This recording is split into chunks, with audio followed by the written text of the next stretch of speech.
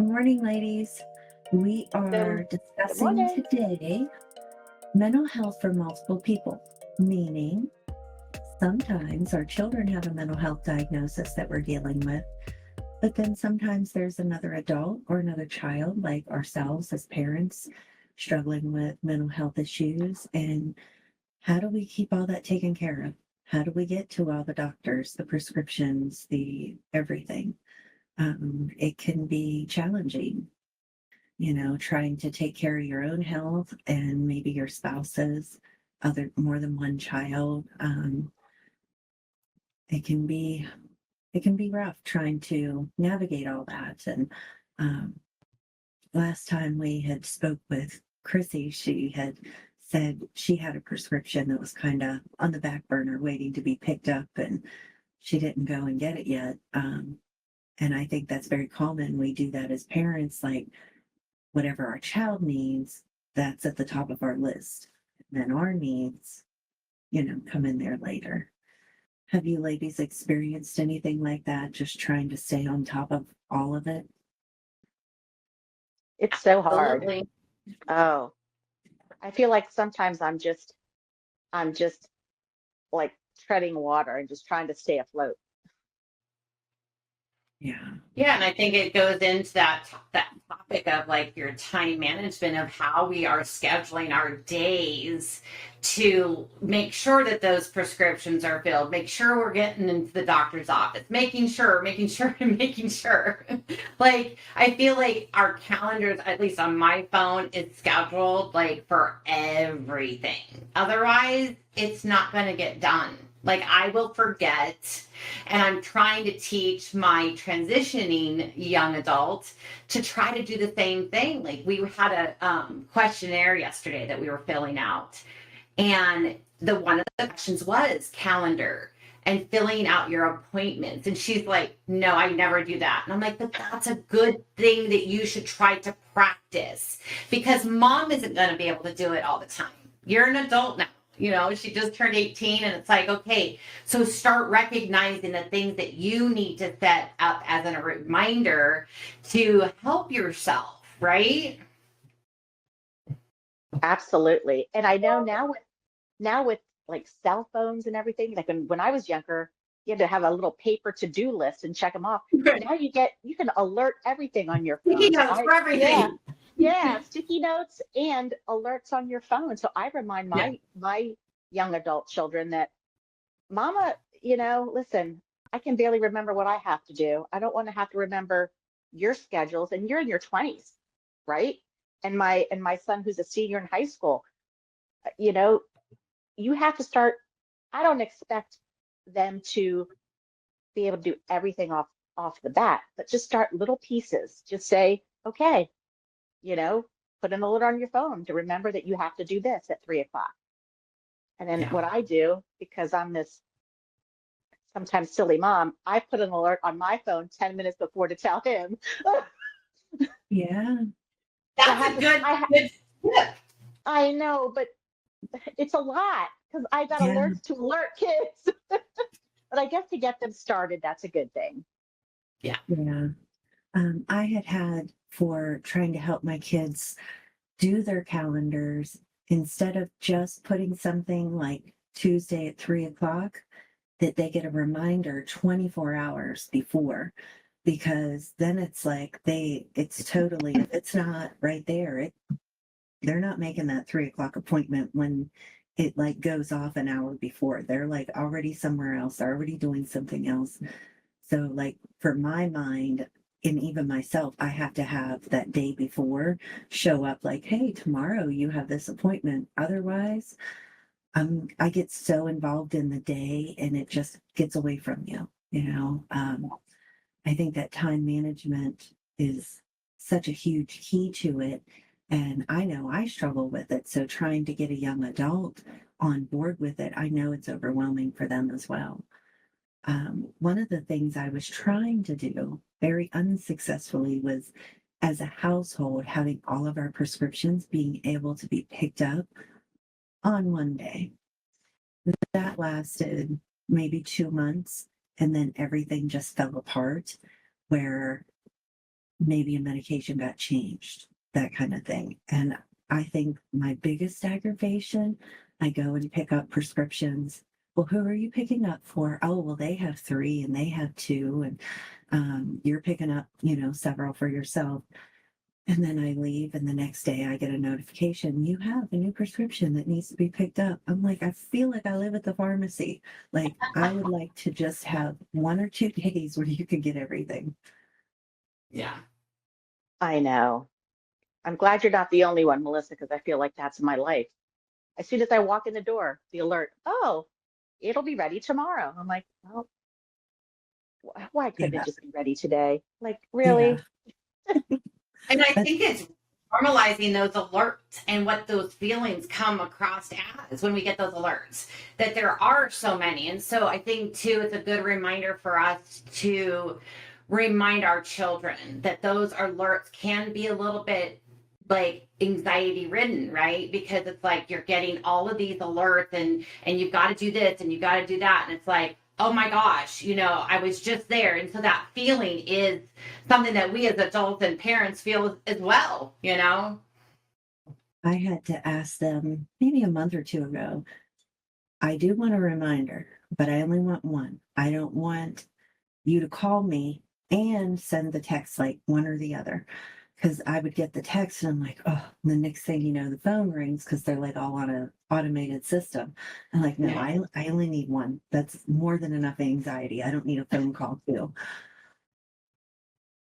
Something that I was thinking about as far as like time management and, helping our young adults, our children, is maybe having some goal setting, reminding our kids, like, let's look at what happened last year.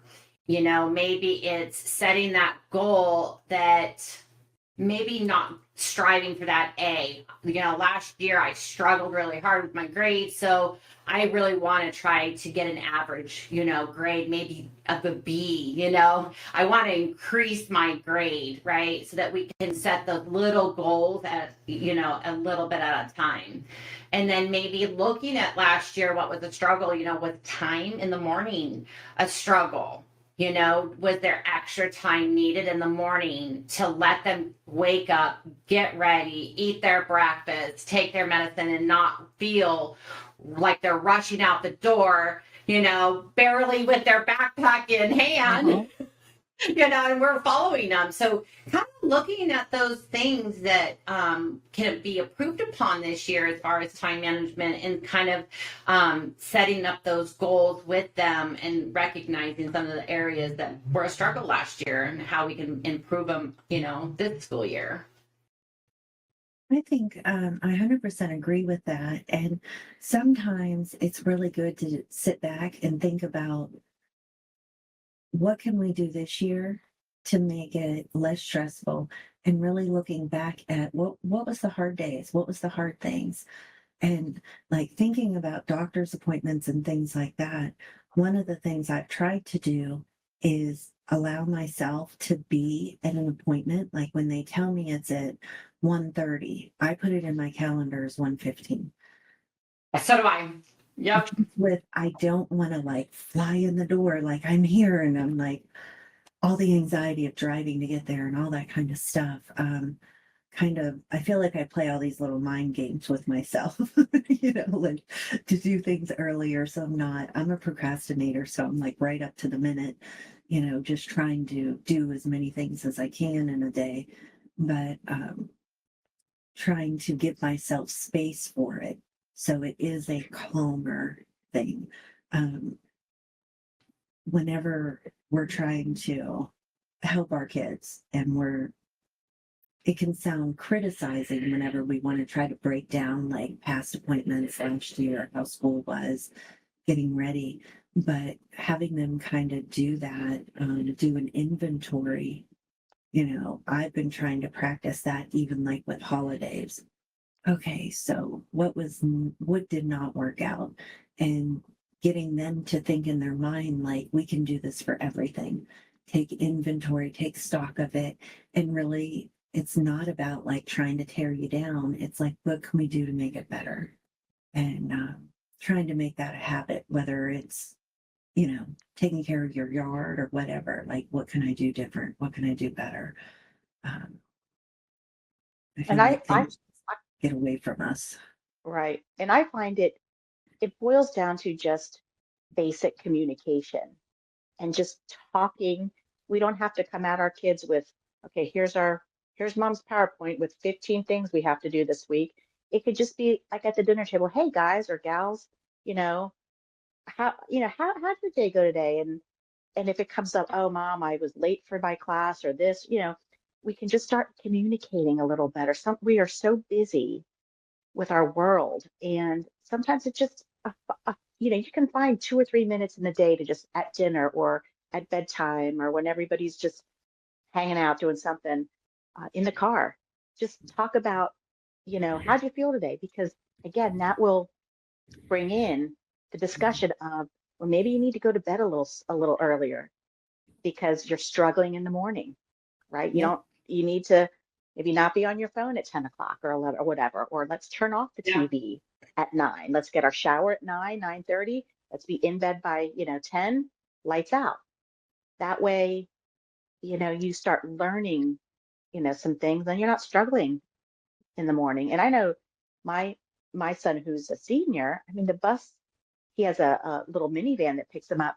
It came at 6:30 this morning, Oh, 6:30.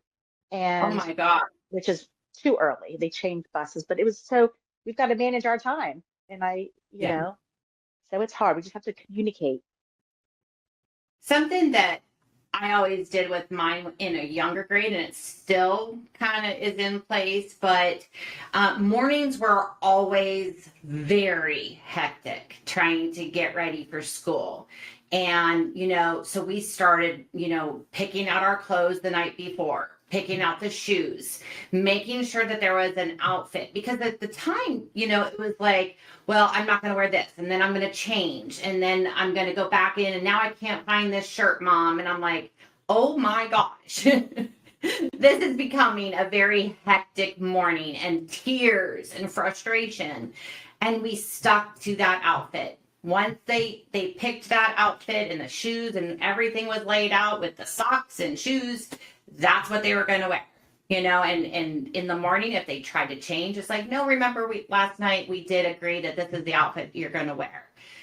Let me tell you, that did take down a lot of meltdowns because they're not trying to find different things and getting frustrated. They already know what they're going to wear, So having those ideas of what can I help my child in the morning, laying out their clothes, having the backpack by the door, making sure everything's back in the backpack, ready to go. So they're not looking for their homework in the very middle, at 6 o'clock in the morning, So definitely try to see what you can help them with. I feel like it's a great time management skill to be able to say, we're going to get this done tonight, right before bed.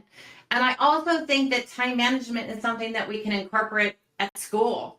If they have an IEP, they should be talking to their kids about time management or their student. How can we incorporate that into their school day? Are they late for class all the time? Are they running to the bathroom and then late? And teaching them, hey, well, you need to maybe do that not during this time because you're running late to that class. But I know I've said it several times to my IEP team that we need to talk about time management and how long it takes to do these things. And, even looking at time itself. I know that my daughter struggles. One of the survey questions was about time. And I know that a lot of kids with ADHD have that time where she doesn't if I say, okay, be home in an hour and a half, that hour and a half does not mean an hour and a half to her. Like it could be all day long, it's not there.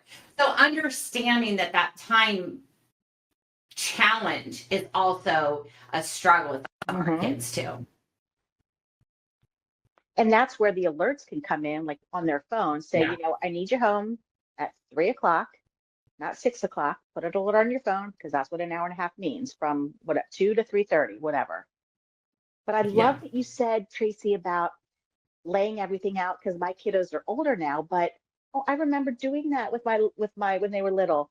And I had a funny story where a friend of mine, I think kindergarten or first grader would wear his school clothes to bed that night, the night before, because it was just, you know, it was just easier. It was such a struggle. He would put on his shirt and his little shorts or whatever, and he would wear them to bed. Yep. Yep. Yeah, I've heard a lot of parents doing that just so they can Mhm. just pop up Yep. breakfast. Yeah. And I think like we're as the adults in their lives, they look at us and it can very much look like we got it all together.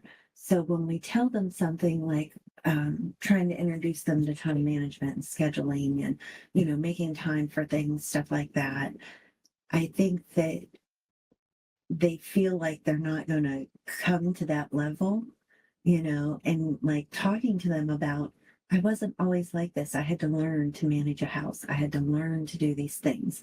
It's not like I expect you to be able to schedule 3 other human beings and yourself. Like, this took time for me to get to this point. And I always try to remember that because my kids have said to me at different times about different things, even like cooking. Oh, I don't even want to do it. I can't cook like you do. Okay, I've been cooking for 40 years. There's a huge difference. Like, I was where you're at, reminding them of that because, I mean, even though sometimes we feel like we might not have it together, they look at us and think, we got it all together. We are paying bills, cleaning house, food, doing all the stuff, and that not to sound like it would be intimidating, but they look at that and they're like, I'm not going to be able to do that. Well, when we were their age, we couldn't do that either. We had to learn. So I think it's like admitting that to them and sharing that with them. So they get to see you as the human you are, and then it's taken your whole life to get like this good at it or this bad at it. And I'm feeling that day. But just letting them know it's baby steps. It starts with one small thing and then the next thing and the next thing. And, someday they're going to be a full-fledged adult, and it's going to be attainable. They can get And it there. and it's about preparing them again to adulthood because when they go to a job, they can't just show up. Job starts at 8. They can't just show up at 9 o'clock, you know. Yeah. So there's just little, you're right, Melissa, it's just little things we have to teach them to not get overwhelmed. They're not going to be perfect right away. It takes years, a lifetime to do what we do. I know I even like, do think of that. Sorry. no, go ahead, Tracy. There was another thing that I was thinking about as far as time management as well is homework. I remember when my daughter was in elementary school, and homework was an incredibly difficult time.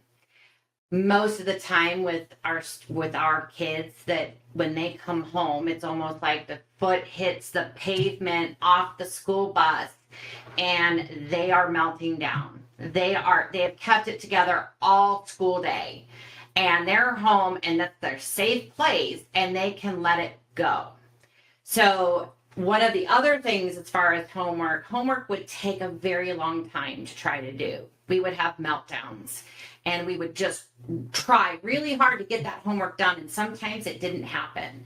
And I think that one thing I would encourage parents to try to do is really kind of set that time limit on homework so that we are not sitting at that dining room table for 3 hours after school trying to get spelling words done or definitions. I mean, that's just a long time to try to still, have them get their homework done while they're melting down and they're just trying to relax after their full day of school. So I had those conversations with our teachers as well. Like, we're going to do a certain amount of time of homework, and I will let you know if it's not done, but this is why we put a cutoff time to it, and that's it. That's all we can do for that evening.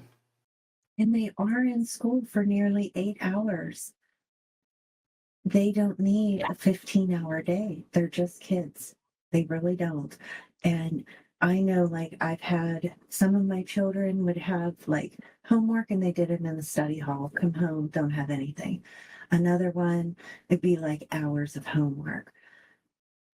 You do have to kind of manage that.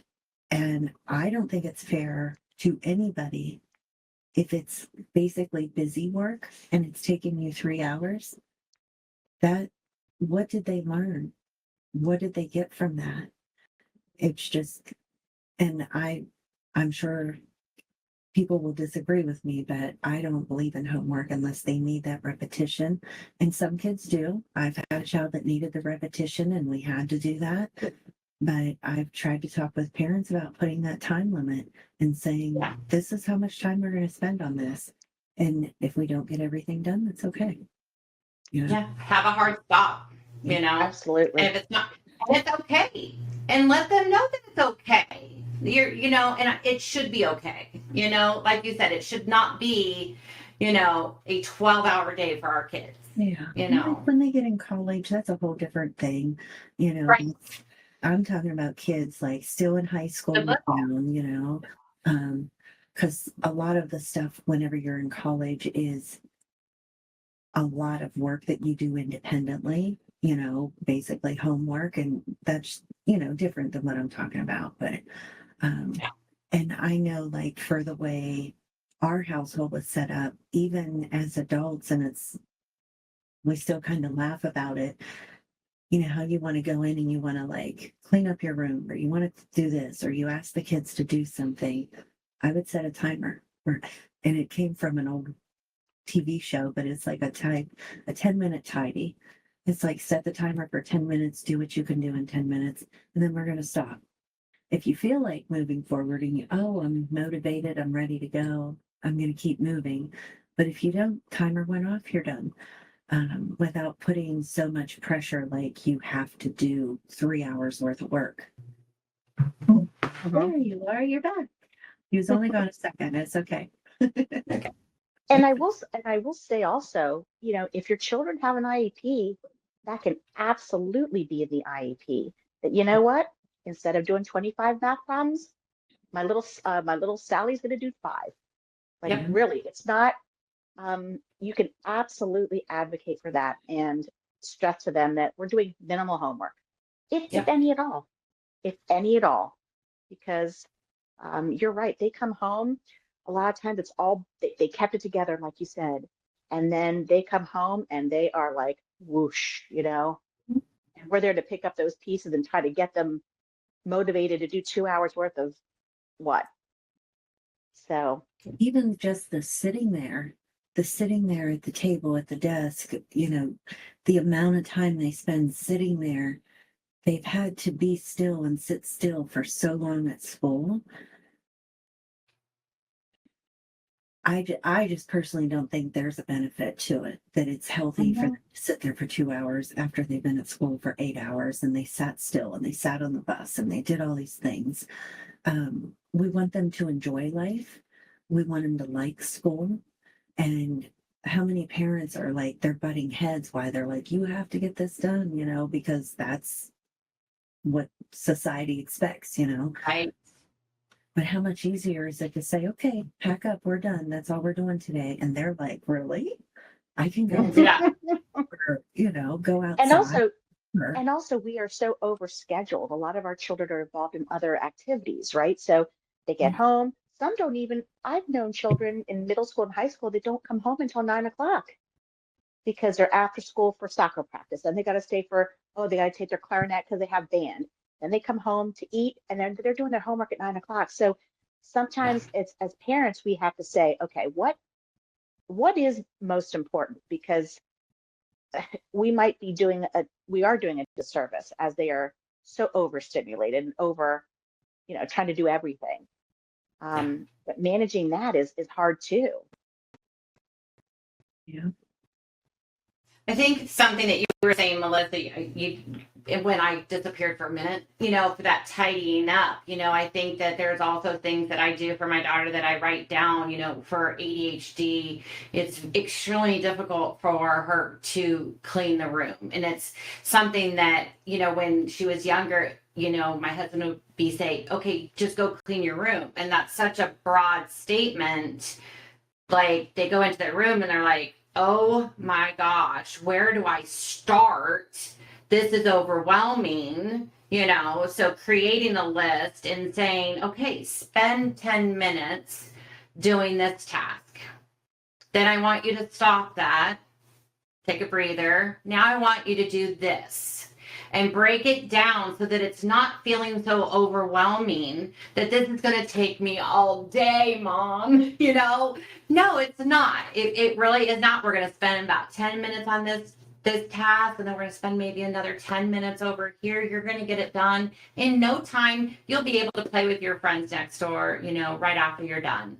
But breaking it down so that they can see that it's not overwhelming, and certainly breaking that statement down to say, let's go in your room and let's see what we need to do, instead of just that blanket statement of just go clean your room, because that was in itself very triggering for her, because it was just so overwhelming that idea of cleaning her room was just like meltdown central was coming. You know what I mean? But some of our kids think in a way of when they attack something, they think of every single step it takes to get to the end. So it's not like not thinking about it and just going in and like folding up some clothes. They're like, I have to walk over, fold this. Like their mind goes through the entire process, and then they're like, that it's so many steps, like I need fewer steps. One of the things I would do is like have a list of chores and like tearing the list in half. This is your half, you go to this room. This is your half, you go to that room. Just to make it feel smaller instead of like overwhelming. And I don't know how you guys were raised, but I am trying so hard to stop some of the things I've done my whole life, like cleaning every single Saturday. I'm not leaving until the house is clean. And this is all like on myself. I don't have someone telling me you can't go do something fun until your house is clean, So I'm trying to like get over doing that and like walking out the door, like I'm gonna go do this. I'll tidy up when I come back,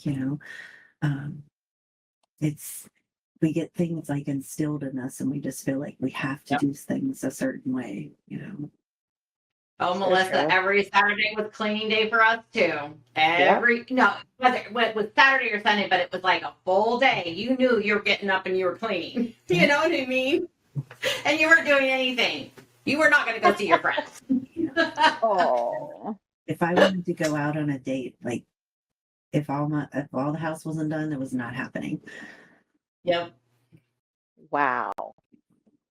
So Pearl, that didn't happen with you. No, it must be a cultural thing because yeah, there was cleaning, but it wasn't like now my husband, he's like Pennsylvania Dutch kind of German, and oh yeah, that's what they did. Like they Yeah. had a family business, they would go down, clean the business, clean the house.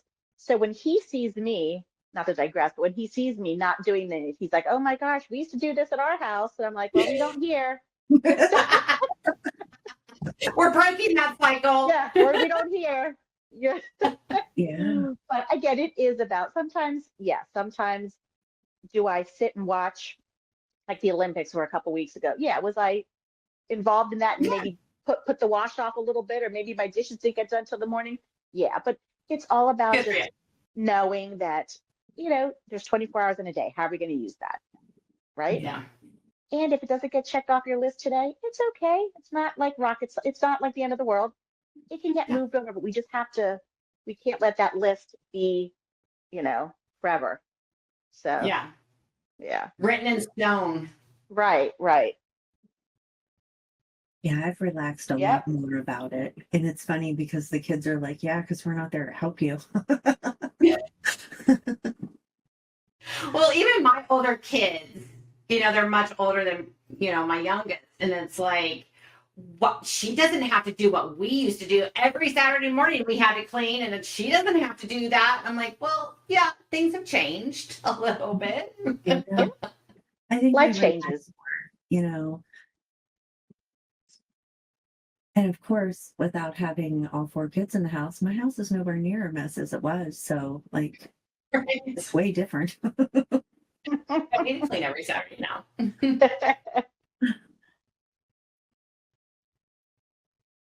But I think like we're good role models for our kids, but sometimes just explaining to them and sharing with them what it took for us to get here, like me setting an appointment reminder 15 minutes before.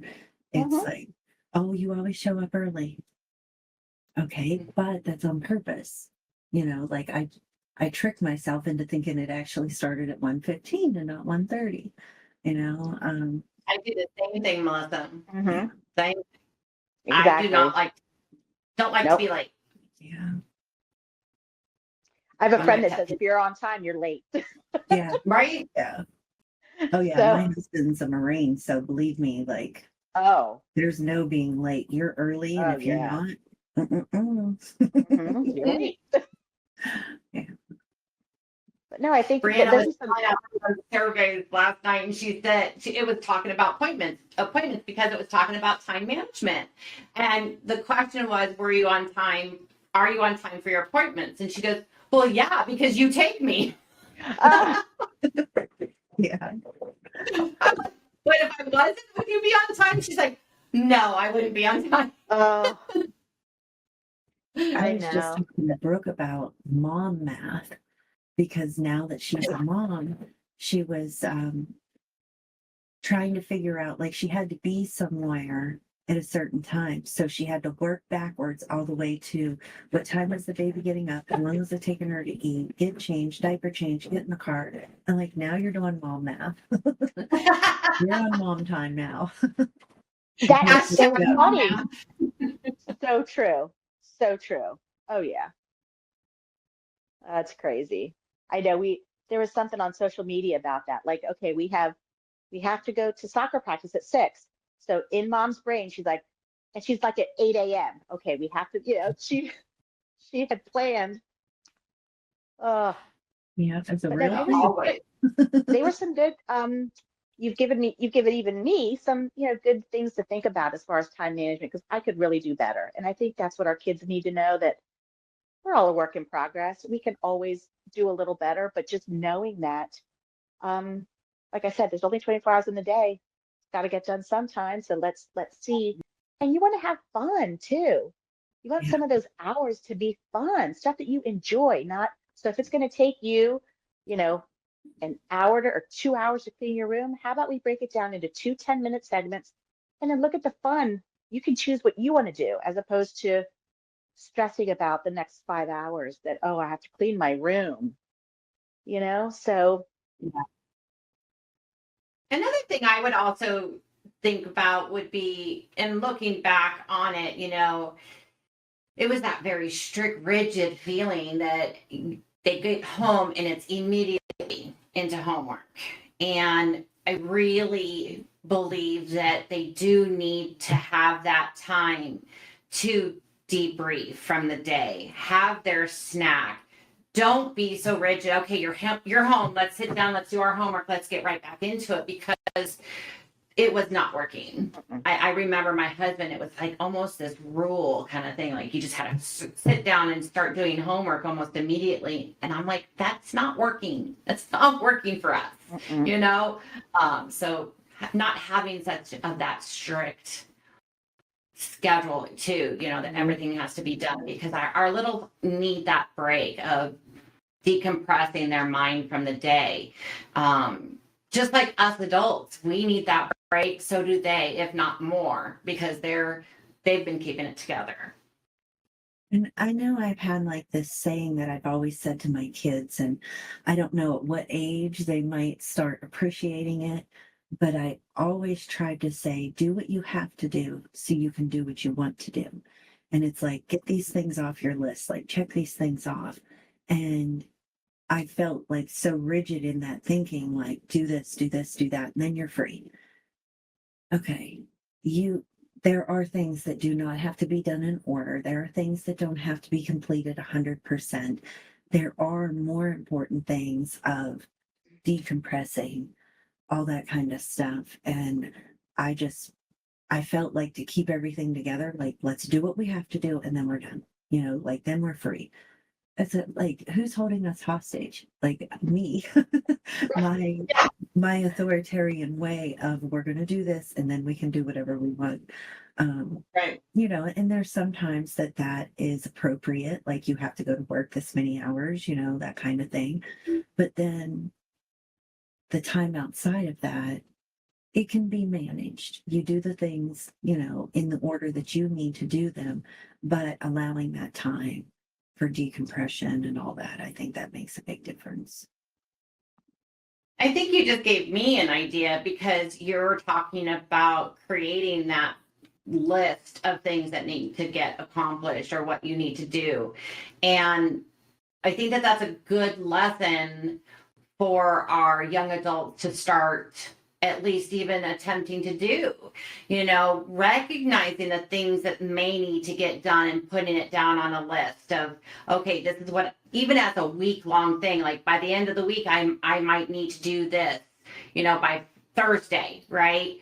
And I think that that's a good lesson because I don't think my daughter knows how to make a to-do list. We as adults do it. I have mine, but teaching them how to do that and why we do that is a great lesson. So maybe I'll be starting that tonight. I've even, as silly as this sounds, I have my list of things to do. I'd be like, oh, but I did this too. And I'll put it on the list and cross it out because I'm like, I want credit for that. Oh, job. that wasn't your secret. That I think a lot of us do that. Oh my goodness. See how I our can brains tell you work. when my We kids had manage. their first job, they asked like their employer, so where's my list? Because forever, they had to have a list. And they're like, you got to make your own list. Like we're not making you a list.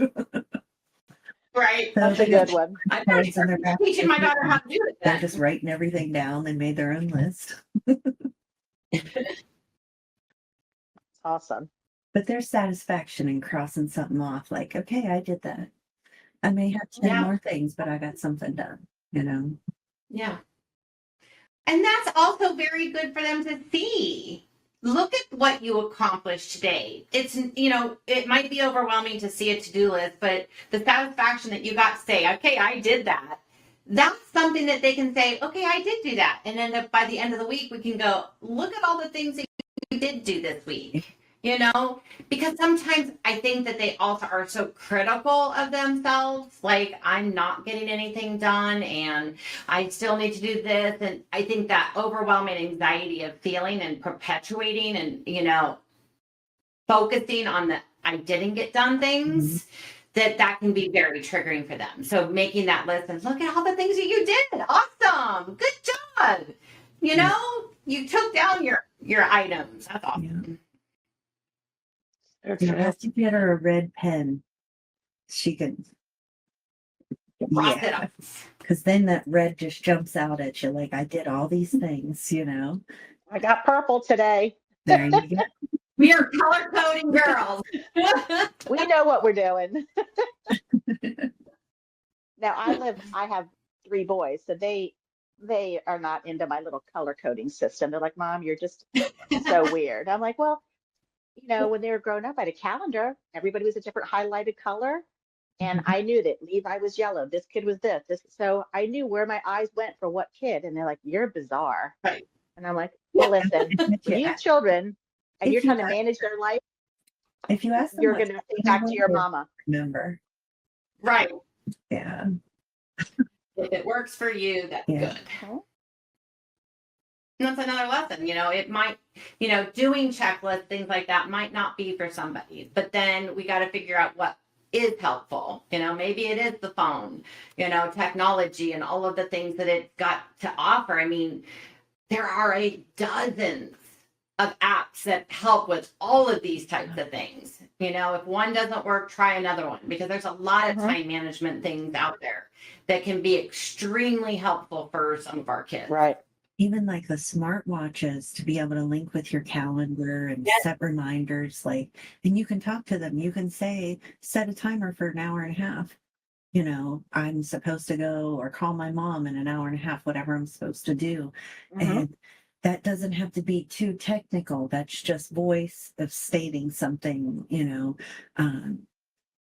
just like, I don't know. I think that the stuff that's out there is amazing, but using it, and we have it in our homes usually, different things. I also think with all of this technology that is out there, also we're going back to the school and trying to help the students in the school.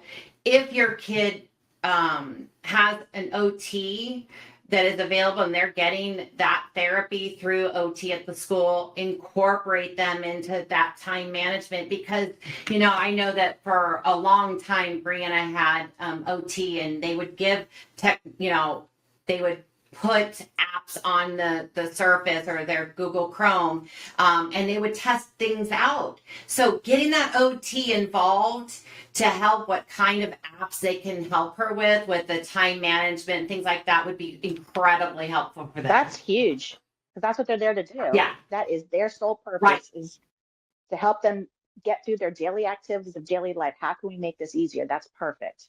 And I And told Yeah. parents, if you like, don't have an OT, oh, I'm sorry, go ahead, Melissa. I just wanted to say, like, the parents don't have to know what the answer is. When you have an IEP, you have a team. You can present a problem to them and kind of let everybody help work it out. What can we try? What can we do? Put a time limit on it. Okay, we tried that. It didn't work. Let's try something else. You don't have to know what the answer is. You can just present, like, I'm worried about time management and see what they can come up with. They're pretty smart. Like, they have a lot of good ideas, things we Mhm. haven't thought of. And really quick, I keep going back to it, but understanding that they might not understand the time, like I said earlier. The OT that she went to last week said, okay, on a circle, create the clock. You're going to make the clock dial and you're going to put the numbers on it. And you're going to put, she said, I think she said like 10 after 1. It wasn't quarter after, it was like 10 after 1. That was incredibly difficult for her to understand what the 10 after meant, even quarter after. So also recognizing the terminology that you're using and saying, okay, we're going to be done at 1:10, so that she's not going like, what is 10 after? And she got it wrong. She actually put the hour hand, I think, on the 10 and the long hand on the 10. So it was reversed because in her mind, she was like, it's 10 o'clock, So recognizing that time, is also a struggle for some of our kids. I think it's Absolutely. for a lot of our kids, they're like from the digital age. So in younger Right. grades, they weren't taught the way we were about 10 after, quarter after, half of. Like Nope. those words aren't even in their vocabulary. Just another thing that has gone on the wayside of what we used to be taught in school, Yeah. right? Don't get me started. Don't get me started. We can make a long list. Yeah, we can have a whole podcast on that. All right, next time we're going to be talking about that. Oh yeah. That could be a few podcasts, goodness. Yeah. Well, I thank you for your time today, ladies. It was a great topic. Thank you. I've gotten a lot out of it. I hope our listeners do too. And don't forget, you can, if you have questions, you don't have to wait to call. You don't have to wait 6 months for an IEP meeting. If you have time management concerns or you have a concern, you can always call your school and say, hey, I need to meet with somebody. Don't wait 6 months for that IEP. If you've got some concerns about anything or time management with your child, I would call the school. Yeah, for sure. Yeah, and recognizing that it's not just all of the math, reading, and things like that in your IEP. Get creative and include those things in the IEP. Absolutely. Well, thank you, ladies. Have a good rest of your day. Have a good day. Thank you. Bye-bye. Bye.